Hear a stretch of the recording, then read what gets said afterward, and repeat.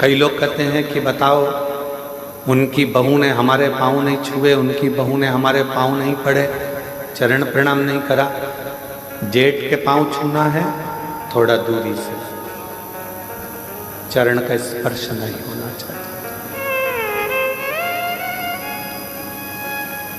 नंदोई के पाँव छूना है, चरण यहाँ है, थोड़ा दूरी से, चरण का स्पर्श नहीं होना चाहिए।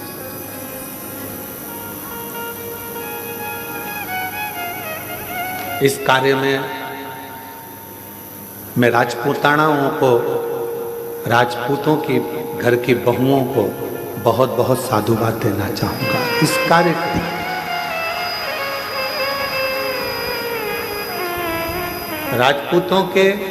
राजपूतानाओं के घर की जो बहुएं होती हैं, राजपूतों के घर की जो बहुएं बेटियां होती हैं, सिर पे पल्लू लेकर अगर किसी के चरण भी छूना है तो अपने पल्लू का एक सिरा लेकर जमीन को रखकर जमीन को ही वो प्रणाम करते हुए उनको नमन कर लेती हैं, खम्मा घड़ी कर लेती हैं।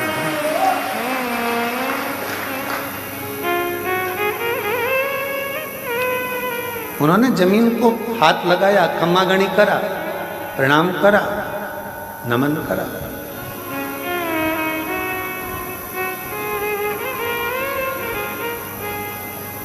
ये हमको संस्कार प्राप्त होते हैं।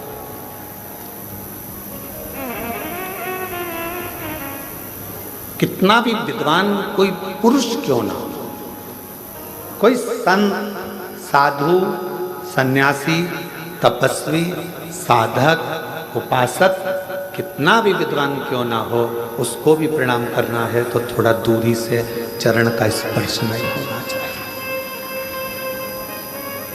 एक पति, दूसरा परमेश्वर, उसका चरण का स्पर्श तुम कर सकते। चरणों को छुओ, पर किसके?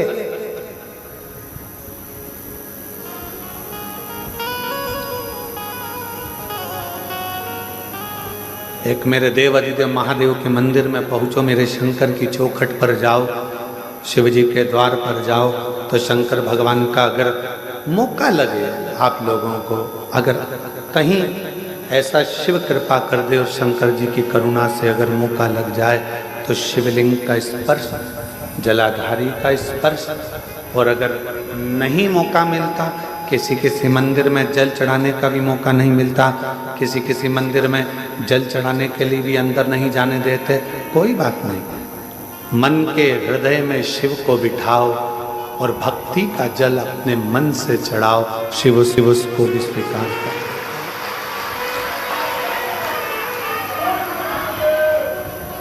भक्ति का जल हृदय से शिव स्वीकार करते,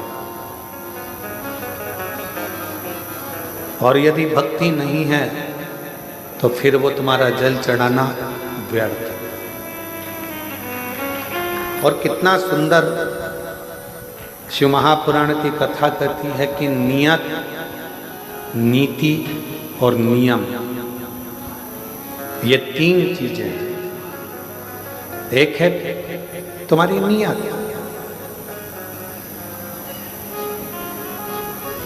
दूसरे नंबर पर है नियम,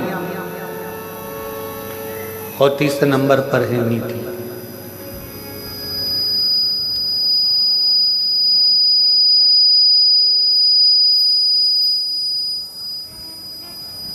नियत, नीति और नियम अगर तुम्हारा अच्छा है, नियत अच्छी है,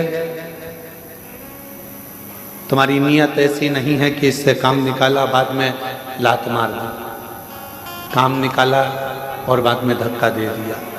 अगर तुम्हारी नियत और तुम्हारी नीति, मतलब नीति से मतलब है कि तुम विचार कर बैठे हो कि मैं खुद भी गलत नहीं करूंगा और दूसरे को भी गलत नहीं करने दूंगा, तो ये तुम्हारी नीति श्रेष्ठ है।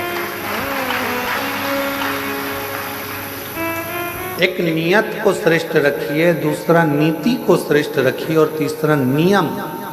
अपने जीवन में एक नियम अवश्य,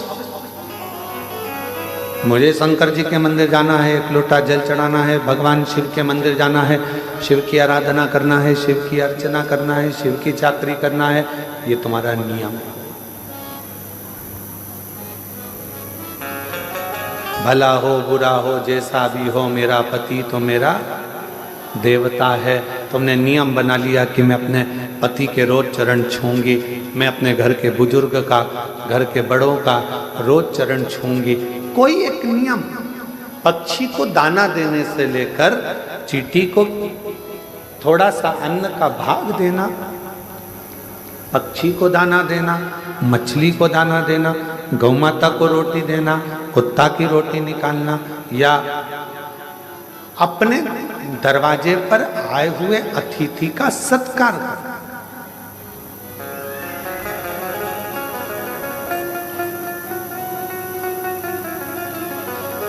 आप लोगों ने एक शब्द सुना होगा, अतिथि देवो भव। क्या कभी आप लोगों ने विचार करा कि हमारे यहाँ अतिथि को भगवान का दर्जा दिया गया है?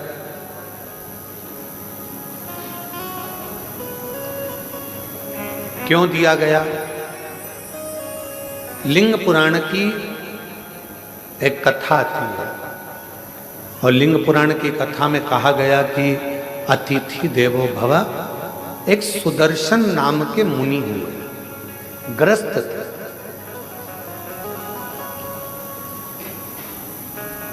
और सुदर्शन मुनि ग्रस्त आश्रम में रहने वाले अपनी पत्नी, अपने बच्चों के साथ अपना जीवन आनंद के साथ जीते थे। आप जितने बैठे हो, जितने भी यहाँ पर पुरुष बैठे हुए हैं, जितने भी पुरुष टीवी पर कथा सुन रहे हैं, मोबाइल पर सुन रहे हैं, या इस कथा के पंडाल में बैठकर कथा सुन रहे हैं, जितने भी कथा सुन रहे हैं, तुम भी एक मुनि हो। तुम भी कोई साधारण व्यक्ति नहीं हो। घर में रहने वाला भी एक संत होता है, घर में रहने वाला भी एक मुनि होता है, घर में रहने वाला भी एक ऋषि होता है। इसलिए उसको ग्रस्त मुनि कहा गया है, ग्रस्त ऋषि कहा गया है, ग्रस्त संत कहा। एक ग्रस्त संत।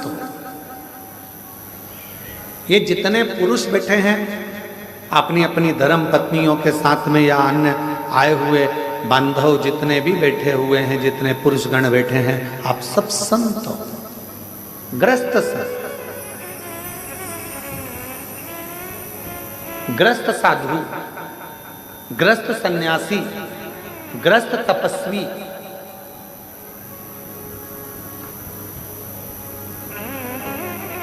बाहर रहने वाला संत जो अपने घर को सब कुछ छोड़ देता है, वो नदी के तट पर, मंदिर में, एकांत में, कहीं वन में जाकर बैठ जाता है। वो एकांत में बैठ गया और वहां बैठकर उसने अपना तप, साधना, भजन, कीर्तन, स्मरण वहां किया। पर घर में रहने वाला एक पुरुष अपने बच्चों का भी पालन कर रहा है, पत्नी का भी पालन कर रहा है, माता पिता का भी थोड़ा ध्यान रखकर उनकी भी औषधि, दवाई, गोली सब करवा रहा है, और साथ में कमाने भी जा रहा है, और आते जाते समय मुख से राम नाम, कृष्ण नाम, शिव नाम, श्री शिवाय नमस्तुभ्यं कह रहा है। समझ लो वो संत ही है, साधु। एक सुदर्शन नाम के मुनि ग्रस्त थे।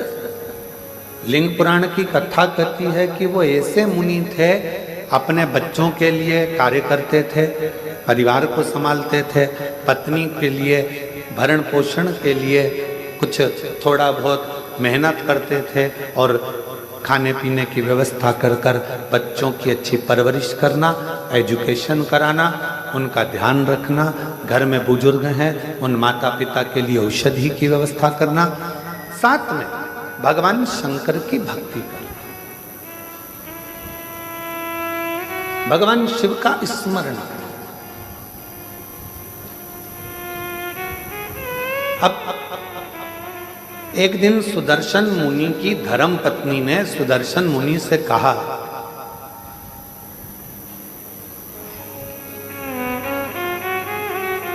कि मैं बच्चों में व्यस्त रहती हूँ, बच्चों की परवरिश में व्यस्त रहती हूँ, मैं भगवान के मंदिर नहीं जा पाती हूँ, भगवान का भजन नहीं कर पाती हूँ। कोई सरल सा तरीका बता दो जिससे मुझे शिव मिल जाए, शंकर भगवान का दर्शन हो जाए। इसका कोई सरल तरीका मुझे बताओ। अब तीनों चीजें जुड़ रही हैं यहां। नियत भी ठीक है, सुदर्शन मुनि की पत्नी थी। नीति भी ठीक है कि मुझे किसी का बुरा नहीं करना है, मैं सत्मार्ग पर चलूं। और नियम अपने पति से पूछ रही है, कोई ऐसा बता दो कि मुझे मेरे शंकर भगवान का दर्शन हो जाए, ऐसा नियम बता।